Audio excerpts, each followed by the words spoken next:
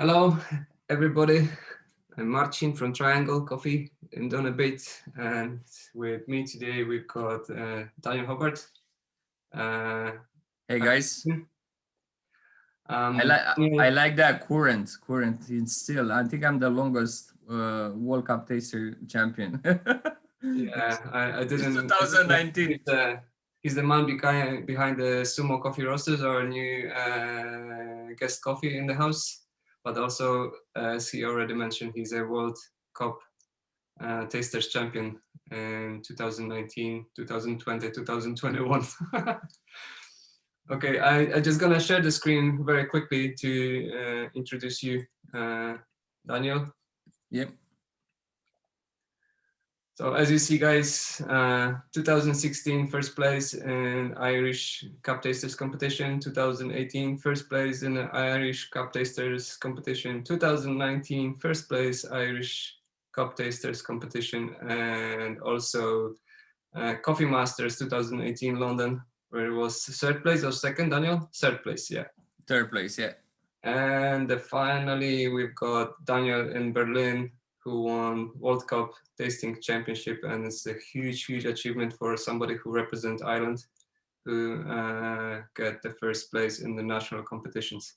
So Daniel, quickly tell me what's the story about the cup tasting and how that's implement your taste buds and how you achieve that success. So cup tasting, it's a cup tasting competition.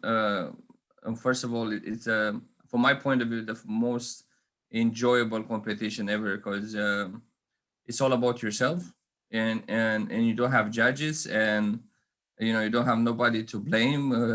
The only person responsible for positive or negative is you. uh, Positive or negative results.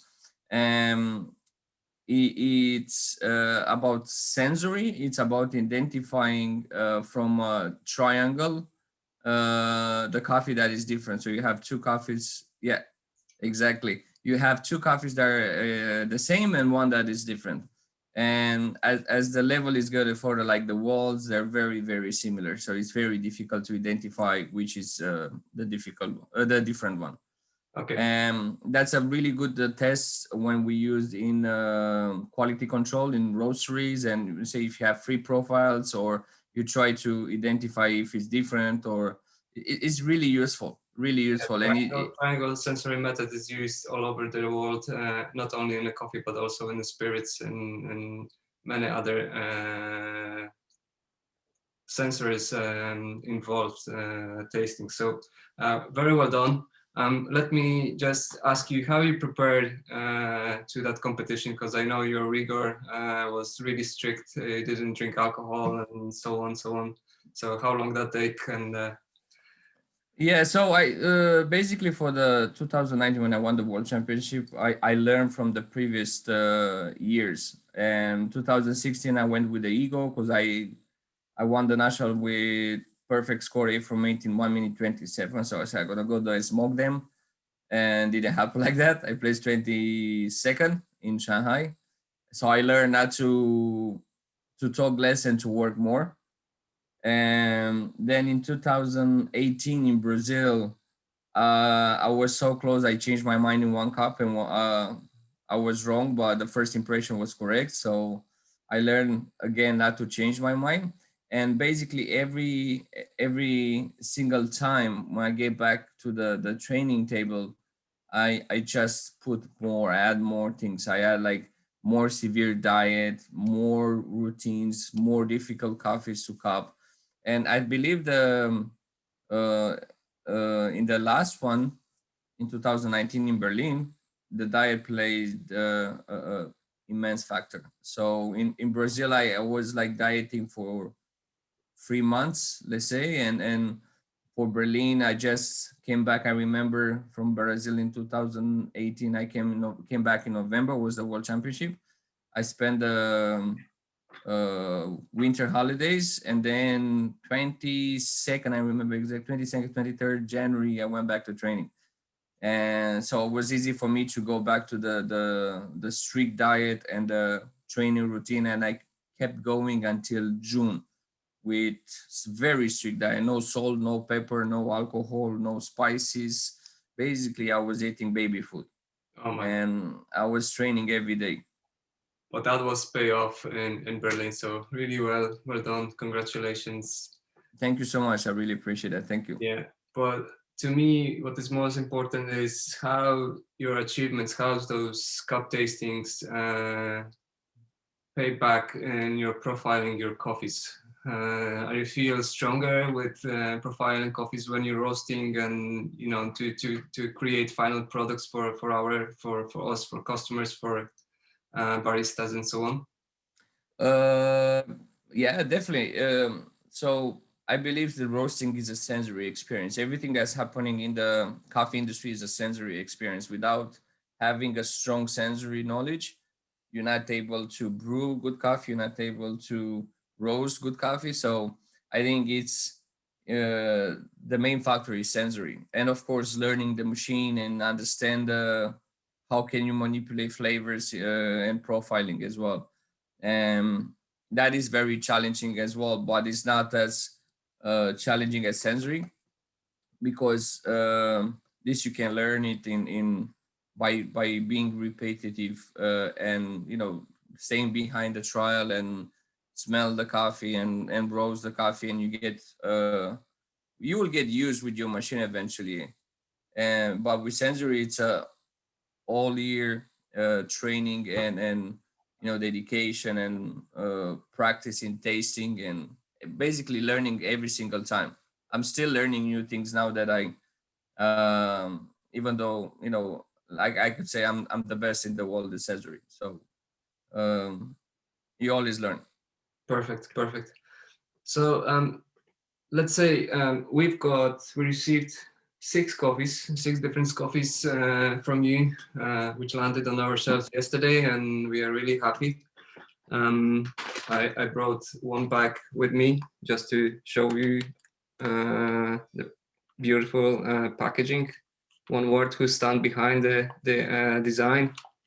So let me explain that design, what it means. Those are two Yokozuna, two sumo champions. The design was done by my girlfriend. All the design is done by her, and basically they enjoy a really good cup of coffee. So And is this the the person behind all the graphics? yeah, so basically what we try for us, mainly coffee, Sumo, it's about connecting people with coffee. And coffee, it's a way of sharing love and information, and uh, try to connect more people from different parts of the world and different nationalities. So it's not only about Asian influence. It's something that I have on my hand. I'm a big fan of sumo since I was a kid. I started with TV cable watching WWE. Akebono, one of the guys that is there, Yokozuna, a legend of the sport. And so I started watching this when I was a kid, and then we have like try to mix a different culture with our branding. Not only Asian orientation or Caucasian orientation. Like we try to mix and try to put on the something appealing and something that represent us. And as you know, most of the labels, it's a lot of feminine orientated. It's because it's my girlfriend, she's doing that, so you're going to see a lot of flowers, a lot of nice bright colors, and especially on the Rwanda, I think Yeah, it's nice. it's our signature, and we really love it. And the two sumo champions, that was basically my idea. I want something strong, something to represent what I believe, and you know yeah, this one. So this is a very unique coffee. It's something that we took really good pride on it. It's a Rwandan coffee from Gasharu farm, and we call it Rugori. Rugori, that means woman's crown. So this farm is run by ladies, and is produced 100% by ladies. So for us to have this coffee and to represent them as the highest level, it's amazing feeling. And we had many times chat with the farmers and the farm manager, and they were super happy and with the result, with the label, with the presentation and everything. And it's not only with this coffee, we basically every coffee that we have on our website, we try to put the farmer on the map. That's our goal, and that's our mission. That's the reason that we open this business. It's a result of me going to coffee farms in Brazil, in Colombia, and I decided, okay, it's time to do something. It's time to do something different. Nobody will offer me a job in Ireland anymore. You know, I was overqualified, so it was time for me to Step back and do it from the other side. yeah. Right, Daniel, if we got those coffee, those Rwanda over here on the screen, let me tell you. Let me tell you.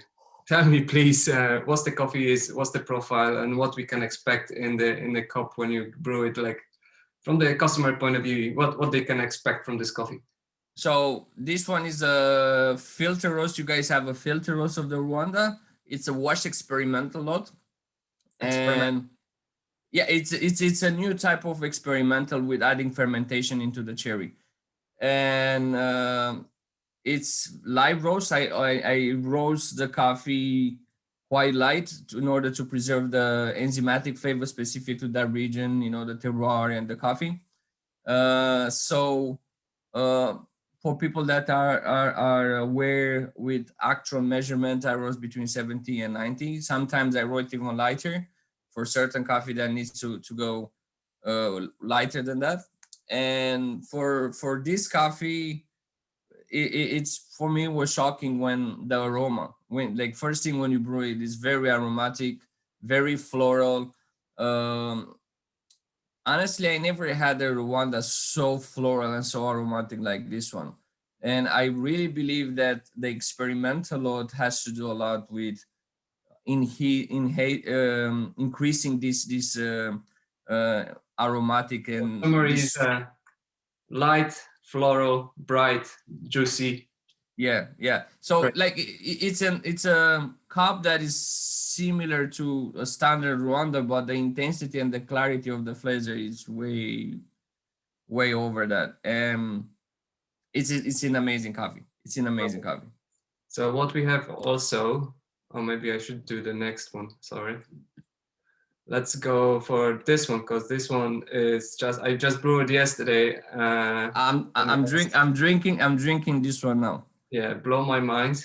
And so this is another well executed design by my girlfriend. Basically, that I don't know if you saw, that's a vinyl record player because we were talking about the vinyl and music before we started. Exactly. And represent the Sumo ring, okay, in the middle.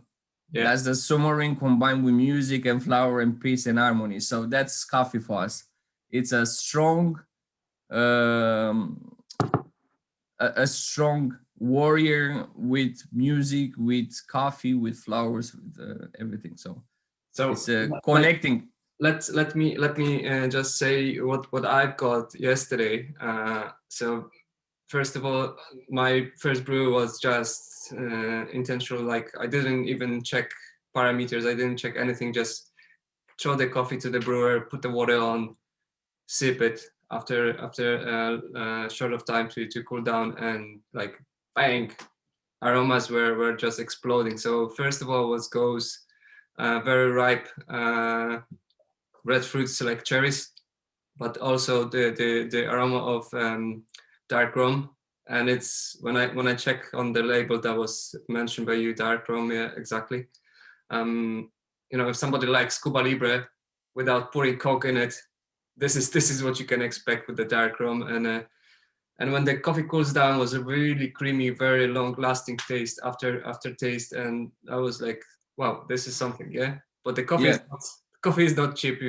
Let's say that honestly, yeah, it's something usual and unusual and unique.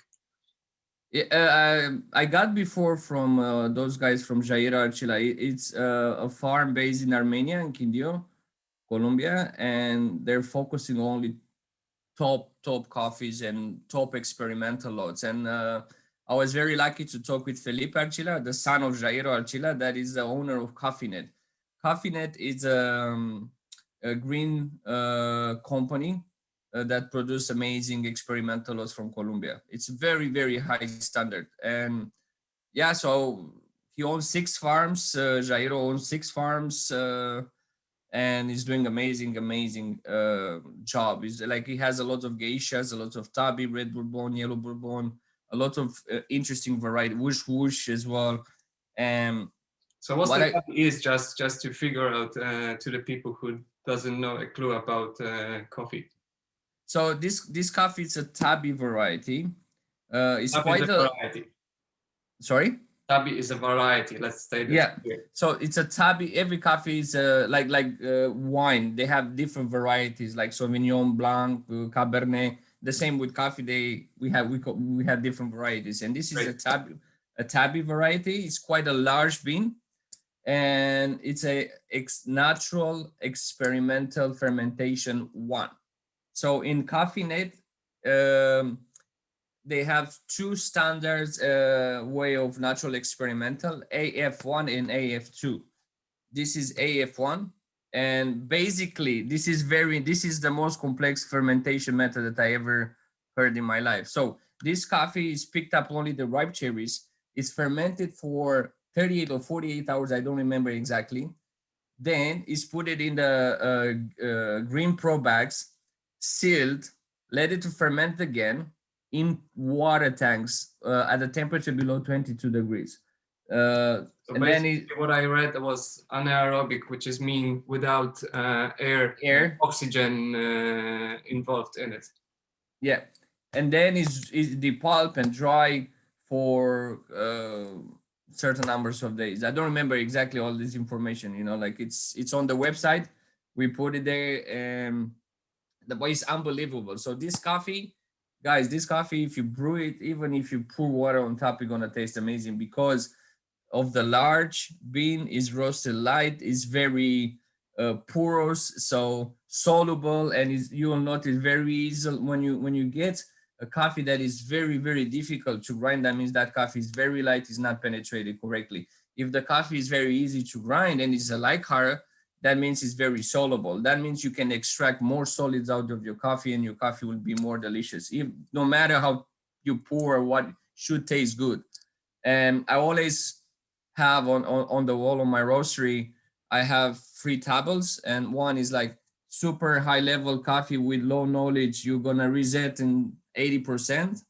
And then if you have no good coffee with no knowledge, you're gonna reserve very low. And if you have very good coffee, very good knowledge, you're gonna result top. So buying green coffee, it's challenging, and it's very important to buy the very good quality, and you need sensory skills for that as well. That's very important when you buy coffee. It's you roast it, you cup it, and then you decided to buy it. So that's my favorite. I'm a big fan of Colombian coffee. That's by far the best coffee.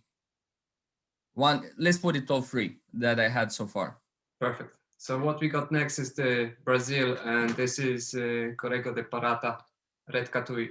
That's me on the label there. I don't know if you know, I have 3 spoons. That's 3 national titles. That's me. And that's my approach going to the table because I'm really fast. Perfect. So what we've got here, what the profile and what we can expect as a guest, as a customer. So this one, you guys have it as a filter again, and Sítio da Prata, it's quite unique Brazilian coffee. I had another one before, and I always gonna bring unique Brazilian coffee. I believe in the Brazil origin. I've been there and I got shocked because we're not getting what they have the best so far in Ireland. I didn't brew or had or taste a outstanding Brazil, let's say before 2 years ago. I didn't know that there exists good Brazil in Ireland. When I went to Brazil, I was shocked.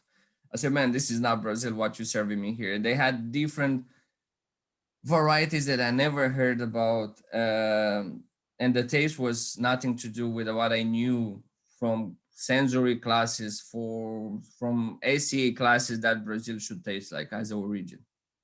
Was floral, juicy, citrus, no dark chocolate, no heavy body, no nothing. And I was shocked.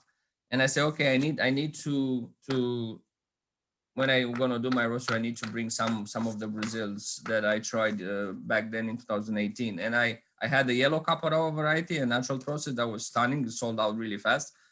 We only got 2 bags, but we're gonna work again with her. We try to work next harvest. And this coffee is from Espírito Santos, one of the very well-known region in Brazil, and it's a palm natural. So how I like to call palm natural is the between natural process and honey process. So it's a very sweet coffee. And for me, this one was shocking because it's the 1,000 meter above sea level is quite high for Brazil, and it doesn't have that heavy body. It's very orangey. I don't know. Did you try it? Not yet, not yet. So it is very, very, very orangey, very sweet. It has a little bit of dry figs there as well. So it's not really chocolatey, not really creamy, not we have it for espresso as well, and I just want to say it's stunning. It's 1 second. Anda.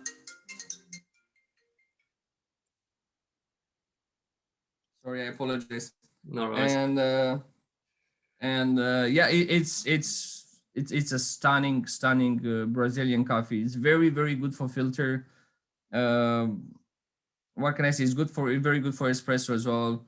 And what I think this coffee will be amazing in a French press, which you don't gonna involve any filters, just let it brew.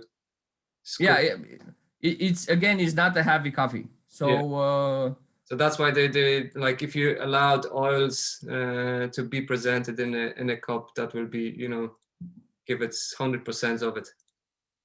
Yeah, no, I agree. It can work like the way I roast is to be simple for everybody to brew it. So I prefer to sacrifice a little bit more the acidity for body and sweetness, let's say. Even though I love very, very acidic and citrus coffee, but I believe the solubility is a huge factor, and it'll give you a better understanding as a home brewer. You understand better the coffee because you brew it. Even if you have mistakes in brewing, like using 96 or 96, too many information, simple. Like when I do quality control, I roast for filter. So let's to explain to people how I do my quality control to be simpler. When I buy coffee, I do a sample profile that it's a very standard profile. I do cupping, I assess the quality of the coffees, then I buy it. After I roast for filter. I do my quality control by brewing filter. I do cupping sometimes, but it's not something that will decide, okay, this profile is perfect for filter. No, I always do filter, because when you roast for filter is completely different than when you roast for sample roast. So it's completely different approach. And yeah, so most of the cups should be very easy, very straightforward to brew. No problem. You're not gonna have difficulties, playing with the water like 96, 92, 90. I think that's the perfect information for everybody who's gonna buy this coffee and to brew at home. So we've got this Costa Rica, which I have over here. All right. So what's going on in this cup? What we can expect with the Sumo Warriors? This is a micro lot, like all the coffees that we had are micro lots and nano lots as well. We had nano lots, very like Jairo Archila is nano lot, and for Costa Rica it's a red honey process, and it's a Kotwicki variety. It's very common in Costa Rica. It's from the region of Tarazu, and everybody knows Tarazu, like is one of the best regions in Costa Rica, and the coffee produced there, they're just amazing. And there are three types of honey process. Let's call it Steps. four types. Is white honey, yellow, red, and black, right? Perla Negra. From all Perla Negra, it's could be a black, could be a red, depend. From all four of those, for me, my favorite is red. Why? Because it has more balance between acidity and sweetness. It's very, very sweet, but it has acidity there to complement it. A black is just sweet, sweet, sweet. You get a lot of dark berries, red berries mixed. It's not really that a lot of malic acidity. It's not really that citric. And so this one, it's a coffee that it sold out really, really fast, and you guys were lucky to get probably the last batch. Um, is one of my favorite. Yeah, it's we didn't got too much of this coffee because we just started, and I started as a home roaster, right? I started, but we're gonna talk about this after I describe the coffee. Excuse me. No worries. And yeah, so this coffee, it's a red hot white honey process, uh amazing coffee, a lot of orange peel, a lot of floral, sweet, medium acidity, is very balanced coffee. uh I don't know, it's stunning. It's a unique coffee. I already got in touch with them and tried to get more from the same farmer. And yeah, Great. Let's see. that's, This I one think, we sold out. talk already, yeah?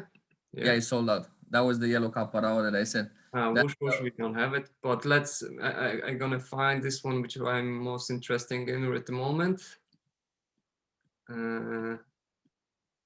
Yeah, La Palma y Tucán, Colombia. You know why I'm interested, and 100% the story behind. yeah, When I was competing in Belfast in the Irish Brewers Cup, I used this farm La Palma y Tucán lactic fermentation process of the variety SL28, which was Kenyan variety, but grow in Colombia. And I didn't achieve well, but I got really big sentiment to this farm, and I'm really happy that Daniel brought us to Ireland and brew and roast it in the two different profiles. So we've got espresso and the filters. So let's start from the filters. As it's on the shelves already. yeah. So this is the reason that I opened the roastery, because of this farm. In my trip in 2019 to Colombia, I was very, very unfortunate to visit Palma el Tucán and spend a couple of days there. And with the guys at the quality control at the farm, they give us a tour, and just the way they do things, it's very, very unique. And I just fall in love. In fairness, and uh, I said, like, if those guys can do it here, I can do it there as well. So I came back with a very strong mindset to try to make a change. And um, that's how really Sumo started. I started from home, roasted no ikawa on a very small sample roaster. Like, for guys that don't know what ikawa, it's a small 50-gram sample roaster. And I started for home. I build up cash flow and I reinvest. And I was super, super lucky to get a lot of orders. And I did over to 4,300 batches on the cow. That's 180 kilos of coffee or more roasted. So that was like early on when I got a phone call, my cow broke. So I sent it to be repaired. And yeah, so this is the coffee that let's say started Sumo. That's why it has the first logo on it. That's why it's so important for us. And we have a really, really good relationship with Felipe from Palmel Tucan. They just opened the same project but in Panama, and hopefully we're gonna get their coffee from Panama as well. We're gonna get. Should I say it or should I not say it? Because I have some news, that. So we're Go gonna on. get we're Go on. gonna get we're gonna get more coffees from them. That's for sure. We're always gonna work with very close with Palma El Tucan. It's fact. Always gonna have coffee from them, no matter what, all year. And yeah, we're gonna have some amazing lots. Like, I don't want to say competition lots because this title is already taken in Ireland. A lot of people using competition, bringing competition coffees around the island, but like I just gonna bring great coffee. That's it. Good. Let's stay with Compe- Competition coffee is for people that competing, not people that talk about competition. So what we got in the filter from Palma de Tucán on this So back. So from Palmel to Can, we have the lactic fermentation, Castillo. Castillo, it's a variety that exploded in Colombia and is not really that old. And this variety was a lot of hard work and research. Marcin Cafe, it's an institute, coffee institute in Colombia that I visit as well. And they work so hard to make this variety holds and be more resistant to leaf rust and to parasites, to bacteria, and so on and so on. And now we get all over the Colombia really good Castillos. First of all, is more resistant to the rest of the varieties. It has a big seed, and not as big as Pacamara, but let's say bigger than Catura. Very similar shape with size, let's say, with Geisha, just different aerodynamic. And it's an amazing coffee. It's a lactic fermentation. Like, if you want, you can talk about lactic because I really enjoy your presentation when you prepared for the Brewers Cup using that lactic fermentation as well. Well, the lactic fermentation, what wasn't great for a brewer's cup, it reduced acidity but increased highly sweetness of the lactic acids, which presented in the coffee, and that's why the SL28, which it's normally huge acid bump of the red currants in Colombia from lactic fermentation, turns into like a dry fruits, but really sweet, really full body coffee, and that was it. So, and for Brewers Cup, acidity is scored by 2, multiplied by 2. So I think I lost loads of points on it because the acidity wasn't that high. Yeah, I lost by other step, but that's not a problem. I really like that coffee a lot. I remember it very like it was yesterday. Really nice coffee, but as you said, was the acidity was something that it was not the strongest point. But again, every coffee tastes different, and when you compete, it's a different level. When you can say that you had the coffee and you didn't do well because of the coffee. The coffee was stunning. All the coffees are stunning, but when you compete, it's a different level. And they're looking for something unique, something they never tried before, something, let's say in 2018, Brazil beat all the Panamanian geishas in the World Brewers Cup. And that Brazil smashed all the big names like 90 Plus and Hacienda Esmeralda and all the big names, and was a coffee from Brazil and won the World Brewers Championship. And that coffee tastes better than most of the geisha that year. Wonderful. So like as I mentioned before, we can talk about competition for ages, but the time is key. And yeah, let's go back to the Palma de Tucán. And this is a filter. So I tried this coffee a week or 2 weeks ago and was really great. But tell me what's here in the filter, what we can expect. So this coffee, it's, as you said, not too acidic.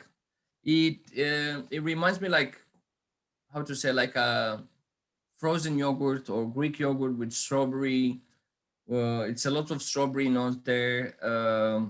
you can say vanilla, a little bit of blackberry. You get in the, a little bit of hibiscus I found in the acidity. It's not really, it's more into aromas than it doesn't hold until the end. But a lot of vanilla, very sweet, clean. Um, it's a sweet coffee. This is well-rounded sweet coffee, balanced, not very acidic. So very good for filter for someone that wants a really balanced coffee and uh, doesn't taste like yogurt, sour yogurt. Don't Let's put it like that, because Yeah. people they might get afraid that will taste like weird and Let's say smoothie, milky yeah, yeah. strawberry smoothie. Right. So Uh, we've got also the espresso for this coffees from the same farm, from the same variety, which we don't put on the shelves yet because of of degassing. degassing. That What's the degassing is? What's the so point? Why we can't sell it straight away or start so brewing in espressos? so when we roast coffee,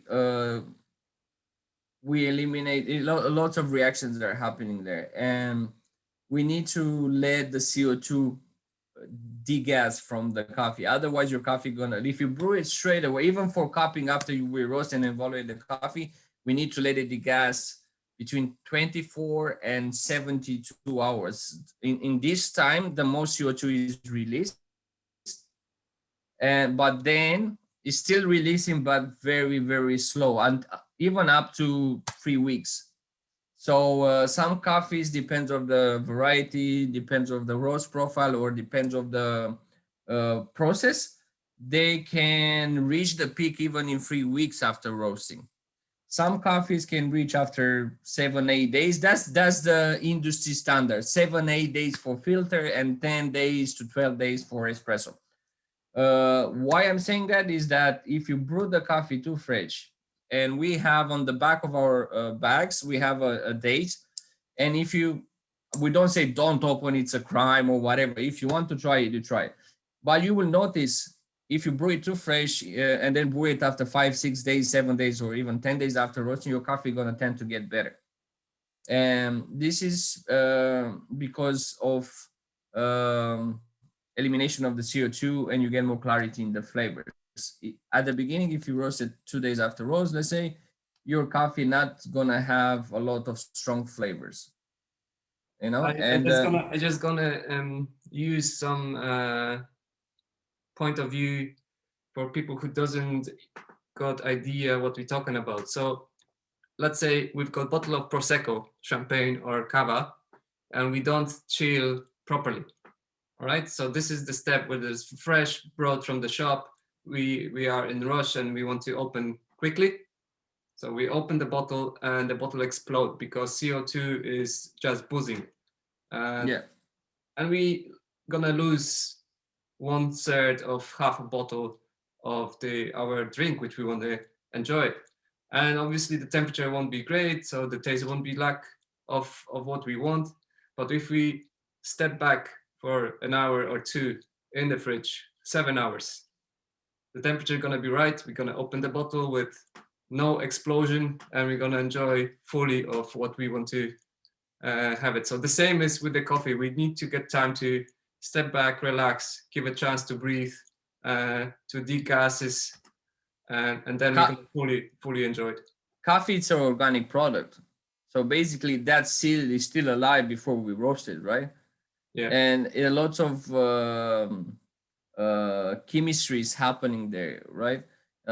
Even the coffee is aging in time, being green, and then is aging, being roasted. And a very important factor that I want to mention, like, is as lighter the coffee is as a roast profile, as longer it needs to degas.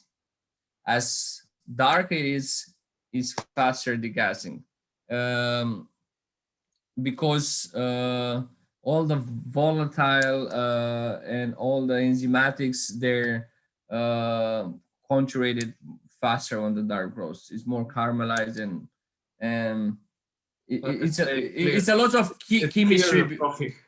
Yeah, it's a lot of chemistry behind. So people that know chemistry and they want to learn, there's plenty of information on social media, and they can do a research. But for our informations we have on the bags, we have we recommend 7 days after roast. That's for our filter, minimum 7 days, and 10 days for espresso. I think it's very important, and we always gonna have the date on the back of the bag. So quickly, what we can expect after 10 days in our espresso from La Palma El Tucan? A lot of sweetness, round body. Again, like I roast completely different for espresso. Some people roast very similar for filter and espresso. I don't say it's wrong or right. I just have a different way, and I choose to roast lighter and faster for filter, and a little bit more darker, not too much, like let's say 2 degrees more than the filter roast, but with more develop. So Right. you're not gonna get on espresso like very sour coffee, or I just want to get a nice body texture and That's sweetness. for everybody. Yeah, it's for most people. So if you try the filter option on espresso, we're not gonna be that great. I can guarantee you that. Or if you try the espresso roast on filter, will be a coffee that you say, okay, that's too much body.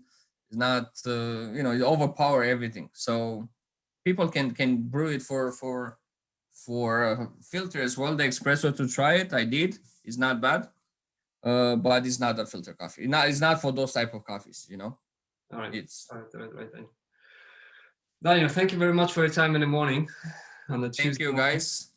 Hopefully, we'll have a chance to chat face to face soon. Yeah, like I really want to visit you guys when the restrictions are lift up, and try a coffee made by the Aeropress champion of Ireland and my friend Marcin. Perfect. Thank you very much, Daniel. Thank you. All the best. Fingers crossed for all your business going on, and see you soon. Thank you so much, guys. Thank you. Thanks for watching. Bye bye. Cheers. Stop recording.